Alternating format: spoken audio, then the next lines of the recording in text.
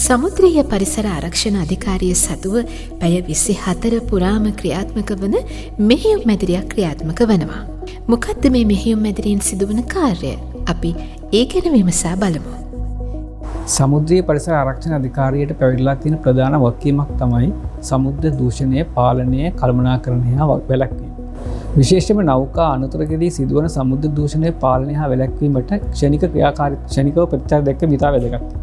ඒ අනුව මේ මෙහෙයුම් මැදිරිය මගින් ලැබෙන තොරතුරු ක්ෂණිකවම අවශ්‍ය අංශවල යොමු කිරීම සහ සම්බන්ධීකරණය විශේෂයෙන්ම අදාළ ආයතන සම්බන්ධීකරණය සඳහා මේ මෙහෙයුම් මැදිරිය ඉතාමත් වැදගත් වෙනවා.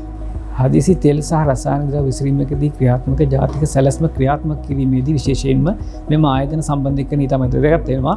ඒ අනුව සමුද්‍රීය පරිසර ආරක්ෂණ අධිකාරියට මේ වෙනට හැකියාව ලැබී තියෙනවා මේ මෙහෙයුම් මැදිරිය හරහා ඒ සම්බන්ධීකරණය තවදුරටත් දියුණු කිරීමට. ඒ වගේම තෙල් විසිරීමක් හෝ රසායන ද්‍රව්‍ය විසිරීමකට අමතරව වෙනත් සමුද්‍රයේ සිද්ධ වන සමුද්‍ර දූෂණය සඳහා නිරන්තර නිරීක්ෂණය අවශ්‍ය වෙනවා. මේ නිරීක්ෂණ කඩු සඳහා මෙම මෙහෙයුම් මැදිරිය භාවිතා කරමින් පවතිනවා.